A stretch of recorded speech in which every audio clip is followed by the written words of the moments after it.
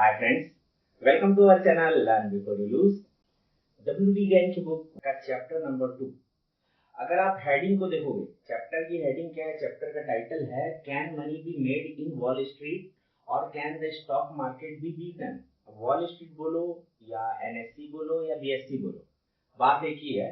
But actual question बीच में क्या है, और मतलब दोनों क्वेश्चन सेम है।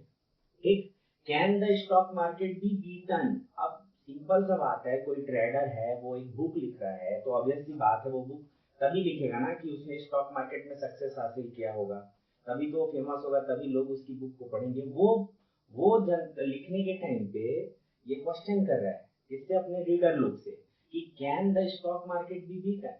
अब उसके पीछे कारण क्या है? तो स्टार्टिंग में लिखा है कि उन्होंने बोला है कि आपने नॉर्मली सुना होगा कि जितने भी लोग वॉल स्ट्रीट में जाते हैं ट्रेडिंग करने, 100 में से या एनएससी में जाते हैं, 100 में से 99 लोगों को लॉस होता है।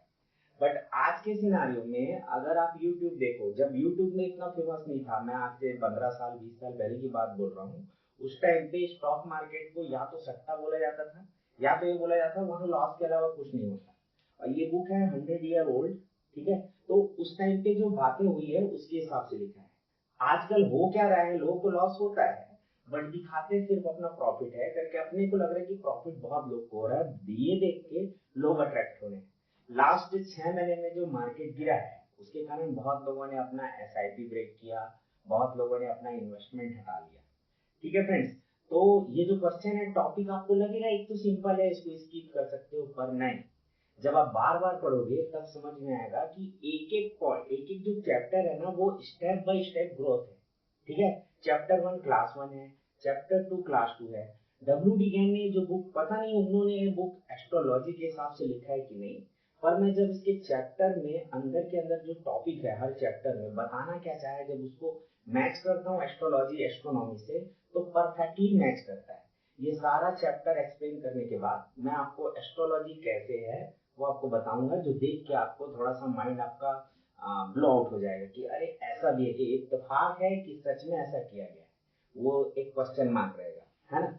अभी देखो आधुनिक में क्या लिखा है कि क्या आप मार्केट में पैसा बना सकते हो कि नहीं, तो बोले बना सकते हो, बट उसके पीछे आपको क्या, आपके पास दो चीज होना चाहिए। पहला है एक नॉलेज, दूसरा है साइंस। अब देखो नॉलेज मतलब क्या? नॉलेज ना दो टाइप का है। एक है जानकारी, जैसे अमेरिका का राष्ट्रपति ट्रम्प है, ये क्या है? ये नॉलेज है, जानकारी है। बट ये रिकॉर्ड है, एक बार जो हो गया वो हमेशा परमानेंट फिक्स रहेगा। एक नॉलेज होता है थ्योरेटिकल नॉलेज, और या डॉक्यूमेंटेड नॉलेज जो बार बार चेंज होता है, जैसे संविधान के नियम, ये भी नॉलेज ही है पर ये डॉक्यूमेंट है, बार बार चेंज होंगे। इसी के अंदर बताता हूँ, एक थ्योरी, थ्योरी मतलब प्रिंसिपल, लॉ ऑफ यूनिवर्स, है ना, अट्रैक्शन का लॉ है, कॉज एंड इफेक्ट का लॉ है, ठीक है, एक्शन रिएक्शन का लॉ है, ये भी एक टाइप का नॉलेज है। नॉलेज एंड साइंस, तो ये जो थ्योरी जो है ना, थ्योरी वाला जितना भी, तो इन्होंने इसीलिए स्पेसिफाई किया है नॉलेज एंड साइंस। नॉलेज का मतलब टोटली यहाँ पे सिर्फ और सिर्फ जानकारी है, जिस चीज में आप ट्रेड करते हो उसके बारे में जानकारी। जैसे अगर आप ऑप्शन बाय या सेल करते हो तो किसका ऑप्शन, निफ्टी का, बैंक निफ्टी का, फिन निफ्टी का, किसी स्टॉक का, ठीक है, तो वो स्टॉक या वो निफ्टी 50 उसके बारे में पूरा जानकारी। पूरा जानकारी का मतलब कि फर्स्ट टाइम इसमें ट्रेडिंग कब से स्टार्ट हुआ, जब फर्स्ट टाइम ट्रेड किया गया तो उसका प्राइस कितना था, आज के डेट में प्राइस कितना है, इसका रियल ऑनर कौन है, किसने निफ्टी 50 को बनाया, हर टाइप का नॉलेज। यहाँ पे क्या लिखा है, more knowledge than the other fellow. Simple सी बात है, स्टॉक मार्केट में आप पैसा बना नहीं सकते। जो लोग लूज कर रहे हैं, जो लोग गलत डिसीजन मेकिंग कर रहे हैं ना, उनका पैसा बस आप ले सकते हो। कैसे? टाइमिंग के द्वारा, राइट। तो स्टॉक मार्केट में आप प्रॉफिट नहीं बनाओगे, अगला जो गलती करेगा उसका आपको प्रॉफिट मिलेगा। तो आप प्रॉफिट कब बनाओगे? जब आप गलती करना बंद करोगे या मिनिमम गलती करोगे। देखो एक गलती आपका ट्रेड को रॉन्ग करेगा, ठीक है, 50 टाइप की अलग अलग गलती, आपको सारा का सारा अवॉइड करना है, सारा का सारा मिस्टेक नहीं करोगे। इसीलिए ही तो 90% लोग को लॉस हो रहा है।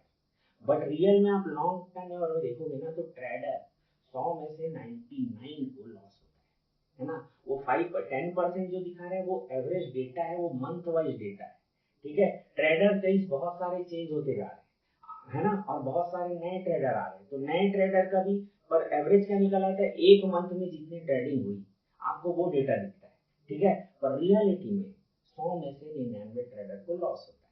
कारण क्या है, कारण ये है कि नॉलेज होता नहीं।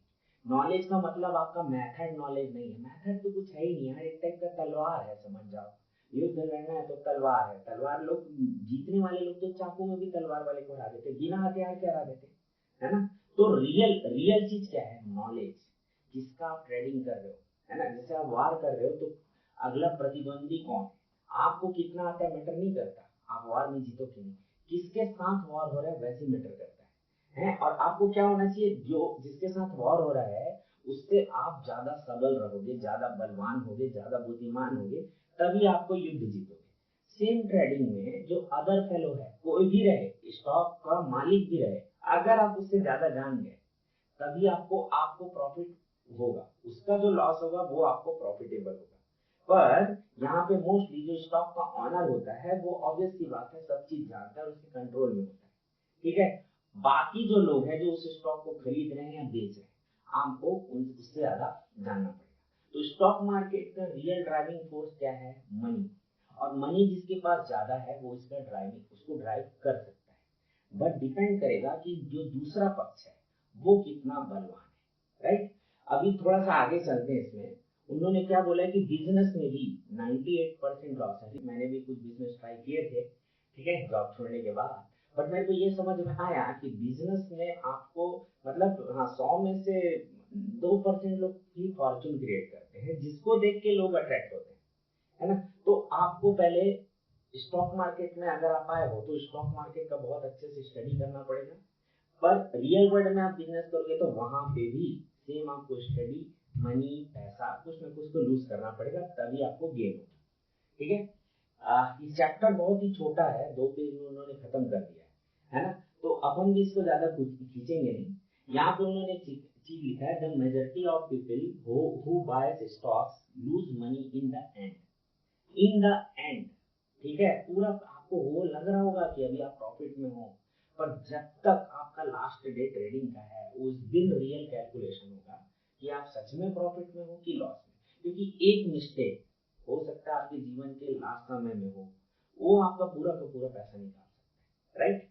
आगे क्या लिखा है, because they gas follow newspaper, dope, fake tips और इनसाइड इंफॉर्मेशन, ये सब आप करके अगर ट्रेड करोगे ना और अभी प्रॉफिटेबल हो, जैसे आपको कोई बता रहा है, किसी स्टॉक में आप ट्रेड करते हो, अंदर कोई आदमी, उसके मैनेजमेंट में कोई आदमी जो स्टॉक के बारे में पूरा बताता है, कैसे रिजल्ट आएगा, क्या आएगा, कितना वॉल्यूम आएगा, क्या डिसीजन लेना है आगे, और कोई नया इन्वेस्टर आएगा कि नहीं, तो आप पैसा बना सकते हो, पर आज नहीं तो कल पूरा का पूरा पैसा आपका लॉस होगा जरूर, राइट। और हमको भले लग रहा है कि आजकल नहीं, बट ये होता है, पास्ट एक्सपीरियंस अपना है जहाँ पे मैंने इनसाइड इंफॉर्मेशन के चक्कर में एक दो मिस्टेक किया है, राइट। बट अब ये समझ में आ गया कि भाई अपने को पैसा नहीं चाहिए, अपने को चाहिए स्टॉक मार्केट में एक्यूरेसी। एक्यूरेसी आएगा कैसा, जितना मिनिमम ट्रेडिंग करोगे उतना ज्यादा चांसेस है एक्यूरेट होने का, राइट। एक्यूरेसी का मजा ही कुछ और है स्टॉक मार्केट में, क्योंकि आप जानते हो, क्योंकि है तो लास्ट में वो तुक्का ही, घुमा फिरा के कुछ ना कुछ आप ट्रांजेक्शन करते ही हो, राइट। अगर आप सोचेंगे नहीं मैं खुद से सारा कैलकुलेशन करके चल रहा हूँ, तो आज नहीं तो कल स्टॉक मार्केट आपको बताएगा कि भाई दुनिया सर्कल है, तो कोई भी चीज एक ही डायरेक्शन में कंटिन्यूअसली मूव नहीं करेगी, राइट। कभी ना कभी उसमें चेंजेस आएगा जरूर, ये प्रैक्टिकल नॉलेज है। थ्योरेटिकल थ्योरी है कि एक ही डायरेक्शन में जाता रहेगा, ये थ्योरी है, बट कभी ना कभी उसमें कोई ना कोई आउटसाइड फोर्स लगेगा जरूर, क्योंकि दुनिया सर्कल है, राइट। अभी देखना, यहाँ पे एक चीज और लिखा है कि लोगों को लॉस क्यों होता है मार्केट में, उसका एक रीजन और है कि लोग सेल नहीं करते। आज के टाइम पे तो बहुत सारा ऑप्शन अवेलेबल हो गया है, इजीली शॉर्ट सेलिंग कर सकते हो आप, मार्जिन ट्रेडिंग होती है तो अभी हो सकता है, पर पहले लोगों को उतना मतलब फ्रीडम नहीं दिया जाता था, सेल करने नहीं दिया जाता था, है ना, क्योंकि उस समय बहुत सारा जो पैसा जो लोग लेते उधारी लेते थे या बोरिंग जो भी होती थी ना, उसमें व्यक्ति का इमेज बहुत मैटर करता था। जैसे आप आपका पूरा पैसा चला गया, आपका अकाउंट खाली हो गया, मार्केट में सबको पता है, फिर भी बैंक आपको लोन दे देगा, पर कुछ लोग ऐसे हैं जिनका बैंक बैलेंस भी है, बैंक उसको जितना बैंक बैलेंस है ना उसी के रेस्पेक्ट में कुछ लोन देता था, बाकी तो नहीं देगा। और ये आज भी होता है, बहुत लोग अपने इमेज के कारण लोन पास करवा लेते हैं, राइट। एक नौकरी पेशा वो पास नहीं करा पाएगा, पर एक बिजनेसमैन जो बड़ा दुकान हैंडल करता है वो 1 करोड़ 2 करोड़ का लोन आराम से निकाल लेता है, राइट। अभी आगे देखना कि सेल करने से उन्होंने बोला है कि आप अगर सेल करोगे तो आपको ज्यादा प्रॉफिट होगा। आप समझो कि एक सब्जी मार्केट है, सब्जी मार्केट में प्रॉफिट होता किसको है मोस्ट ऑफ द टाइम? जो लोग सब्जी बेच रहे हैं, वहां पे दो ही टाइप के लोग हैं, एक सब्जी बेचने वाले और एक सब्जी खरीदने वाले। हम जाके सब्जी खरीदते हैं, हम सेटिस्फाई ही रहते हैं हमेशा, ठीक है, कोई सब्जी महंगा हो जाता है तो बात अलग है, बट मैक्सिमम सेटिस्फाई रहते हैं। प्रॉफिट वहां पे हमेशा किसको रहता है? जो सब्जी बेच रहा है। अब स्टॉक मार्केट में आप पहले जा रहे हो कि पहले कोई सेलर आता है, स्टॉक कोई जनरेट करेगा ना, कोई तो बोलेगा हाँ इसको बेचना है, ठीक है, मेरे को शेयर करना है अपना प्रॉफिट, ये बोलेगा, बट लॉस भी आपके साथ शेयर होगा, वो बोला नहीं जाता, वो बाय डिफॉल्ट अंडरस्टैंडिंग है, राइट। जो भी होगा वो शेयर होगा, एक्चुअल में ये बोला जाता है, पर दिखाया क्या जाता है कि इसमें प्रॉफिट होगा, प्रॉफिट होगा, तो ध्यान लॉस की तरफ जाता नहीं, जो कि एक्चुअल में बाद में होता है, ठीक है। तो जब स्टॉक मार्केट में जो स्टॉक पहली बार में कौन आ रहा है, जो स्टॉक का ऑनर है सेल करने, तो मैक्सिमम प्रोबेबिलिटी क्या है? जो सेल करेगा।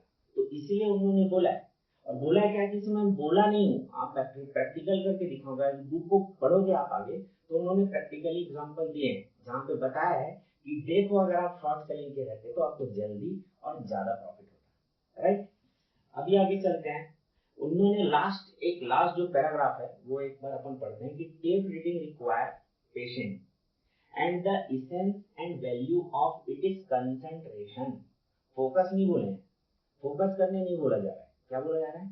कंसंट्रेशन। दोनों में फर्क है। जैसे कि अगर कोई पानी के दो अलग अलग गिलास है, सेम साइज के, सेम अमाउंट में पानी है, एक मीठा ज्यादा है एक कम, इसका मतलब शुगर का कंसंट्रेशन जो ज्यादा मीठा है उसमें ज्यादा है, मतलब जो चीज एकदम ज्यादा हो। वैसे ही अगर आप ट्रेडिंग कर रहे हो तो कंसंट्रेट का मतलब ये नहीं कि आप बहुत सारा स्टॉक हो आपके में, नहीं, जितना भी ट्रेड होता हो, ठीक है, पानी ही ना हुआ पूरा शक्कर ही शक्कर हो जाए तो क्या हुआ? शक्कर का कंसंट्रेशन मैक्सिमम, पानी का जरूरत नहीं। वैसी अब आपको ना नए नए स्टॉक का जरूरत नहीं होना चाहिए, या नए नए ट्रेडिंग इंस्ट्रूमेंट, निफ्टी 50 बोलो, फिर निफ्टी बोलो, एक कोई पकड़ो उसी में ही कर, है ना।